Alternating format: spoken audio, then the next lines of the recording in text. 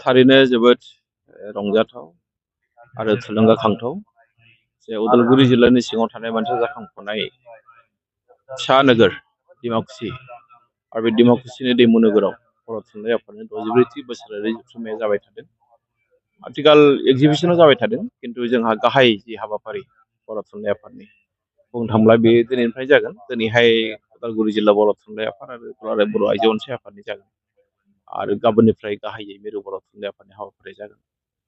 दा बोथोरखौबो जोङो बे समाव जोबोद साबायखर होनांगोन। जोंनि बोथोरनि राजा जों बयबो गिदोंमोन जे बोथोरा जोंखौ गाज्रि खालामसिगोन, लामाया सामा हाबाफारिखौ खहा खालामसिगोन, खिन्थु जोबोद मोजां बोथोर जों दिनै मोननो हाबाय। जोंनि जि थिखानाय हाबाफारि बे गासैबो मोजाङैनो जागोन। जिहेतु बानजाय आफादा जेरैबायदि बहाय खामानि मावदों, मावनानै जेरैबायदि समायना रमायना बिथांमोना दिन्थिबाय, जाफुंसार मोनसे बानजाय आफाद बर' थुनलाइ आफादनि जारिमिनाव मोनसे गोदान जारिमिन जानो थांगासिनो दं। जारिमिनखौ मानसियानो सोरजियो, जारिमिनखौ मानसियानो सिम्फायो। गोदान रेकर्ड जोङो बेखौ खालामगोन बर' थुनलाइ आफादा। आरो बर' थुनलाइ आफादाबो जेसेबां हायो जोंनि गासैबो हाबाफारिखौ गाबोननिफ्राय जोङो मोजांनिफ्राय मोजांसिन खालामनो थाखाय जों नाजागोन। बे जाबाय जोङो रायजो राजानो मिथिहोदों, बेवहाय हानायमानि रायजो राजाफ्रा फैनांगौ, बाहागो लाफैनांगौ। मानोना जेरैबायदि बहाय 1000 बिगा हायाव बानजाय आफादा खामानि मावदों, बेयो गुबुनजों रुजुनो हाया बिथांमोननि जि खस्थ' खालामनाय। आं बेखायनो नोंथांमोननि चेनेलनि गेजेरजों बानजाय आफादनि मानिजाथाव आफादगिरि, मावफुं आफादगिरि आरो गाहाय लिरथुमगिरि आरो गासैबो मावफुं आफादनि सोद्रोमा बिबानगिरि बिथांमोनखौ साबायखर बावहरदों। बावैसो दिनै जिखिनि बे बर' थुनलाइ आफादनि जिखिनि गोबां बर' हारि मुंख्लं जालांबाय, दिनै बिथांमोननि थाखाय गोबां मान बावदों आरो बिसोर माखासे थान्दैफोरखौ बेखेवबाय। बेनि बेलायाव मा गोसोखांनो सानो जायफोर बर' हारिनि थाखाय मुंख्लं जालांबाय? दिनै जों दि बे स्टेजसिम सफैदों, बेनि आन्दोआवनो दङ जोंनि जायफोरा हारिनि थाखाय मेङा बाया खामानि मावलांबाय, आरो लोगोसे जायफोर सुबुंफ्रा गावसोरनि बेसेन गोसा जिउखौ बावसोमलांदों, बिथांमोना जुदि खामानि मावलाङामोनब्ला, बिथांमोना जुदि हारिनि थाखाय मुंख्लं जालाङामोनबा, दिनै जोंनि हारिया बे स्टेजावबो सफैनाय नङामोन, बे थाखोआव सफैनाय नङामोन। बेखायनो जों बिथांमोनखौ गोसोखांनाया थारैनो जोबोद मोजां जादों। आरो आं बिनि थाखाय बानजाय आफादखौनो गिबियै साबायखर बावगोन। मानोना बानजाय आफादनि मानिजाथाव आफादगिरि, बानजाय आफादनि मावफुं आफादगिरि आरो लोगोसे गाहाय लिरथुमगिरि बिथांमोना साफा जोबोद मा होनना बुङो, बिथांमोना जे आइडिया दङ खामानि मावनायाव, जे मा खालामबा मा जागोन।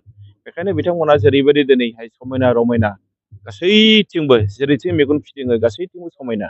डिमाकुसिया ओरैनो समायनाखा आरो समायनासिन जादों आरो मोनायाव साबसिन नुयो। बेखायनो बिथांमोननि जि मोनसे बिथांमोना दि गावसोरनि साननायखौ मोगथां महर होनो हादों, आं गोसो गोरबोनिफ्राय साबायखर बावदों, आं सेलुट होदों बिथांमोनखौ। लासैनो गाबजागोन बर' थुनलाइ आफादनि नेतृत्वजों नोंथाङा दिनै माखासे जिखिनि नोंथांमोननि इस्युज दङ रिलेटेड मिथिनो थाखाय जोंनि बे स्टेट सरकार आरो इन्डियान गभर्नमेन्ट सरकारखौ मा एजेन्डा दं सार, मेइन एजेन्डा मिथिनो थाखाय? जोंहा गोबां जेंना जेंसि दङ दासिमबो, आरो आंनि बाइटआव आं बुंबाय थादों जे भारत सरकारजों माखासे सोलोंथाइनि जोंना गुदि फरायसालि बा गेजेर फरायसालि बा गोजौ फरायसालि बेफोर लोब्बा गैया जानो हागौ, नाथाय आसाम सरकारजों बेफोर लोब्बा दं। दिनै जोंहा फोरोंगिरिनि आंखाल, फरायसालिखौ दिनैसिमबो 6.3 बिथा खालामनानै बिटिआर गोरोबथा बिथांमोना सरकारि खरं खालामाखै। दिनै जोंनि गेजेराव फोरोंगिरिनि आंखाल, साइन्स आरो मेथ्सनि। दिनै जोंहा हायार सेकेन्डारिखौ थिसनबाय, नाथाय बिथांमोना जोंनो बिजाबखौबो होनो गोसो गैबावामोन। दिनै जोंहा फोरोंगिरि गैया, ओरैनो बिथांमोना जोंखौ थगाय दोनबाय थायो। दा बेफोरखौ जोङो बिराद गोथौ आरो गुवारै सावरायगोन। जोंहा मा जेंना दङ बेफोरखौ जोङो थान्दै मेलाव गाबोन गोथौ आरो गुवारै सावरायगोन। जोङो मा हाबाफारि लानाय जों नायनि, खिन्थु सरकारा जुदि जोंनि जेंनाफोरखौ गोसो जानानै सुफुङाखैबा, मावाखैबा, जों बेफोरनि सायावबो नोजोर होगासिनो दङ। बेखायनो बर' थुनलाइ आफादनि नैबे मोनसे जारिमिनारि जथुम्मानि गेजेरजों 64थि बोसोरारि जथुम्मानि गेजेरजों जोंनि हारिनि सोलोंथाइ, जोंनि हारिनि राव थुनलाइ, जोंनि हारिनि सिनायथिनि फारसेबो जों सावरायगोन। मानोना बेवहाय गासै बुहुमनि बर'फ्रानो ज' जागोन। नेपालनि बर' फैगोन, बांलादेशनि बर' फिसाफोर फैगोन, दिनै जोंहा बेंगलनि बर' फैगोन, निउ दिल्लीनिफ्राय फैगोन, जोंहा मेघालयनि बर' फिसाफोर फैगोन।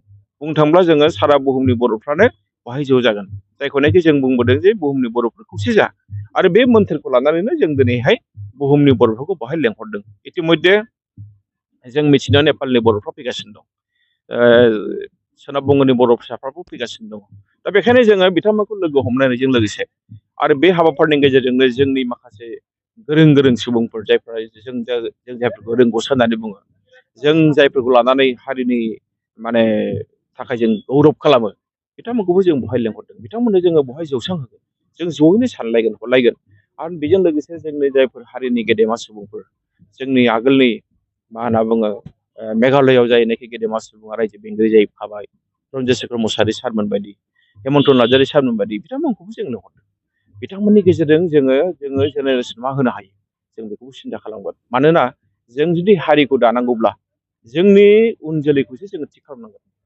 जोंनि समा जोब्बाय नाथाय जोंनि जायफोर उन जोलै जों बिसोरनि गोसो मोदोम गोरबो थैयाव हारिखौ मोजां मोननाय गोसो रावखौ मोजां मोननाय गोसो थुनलाइखौ मोजां मोननाय गोसो बिथांमोननि गोसोआव जोङो माहारिबादखौ सोनानै होनो हानांगोन नङाबा खिन्थु मोनसे हारिखौ जोङो दाफुंनो हाया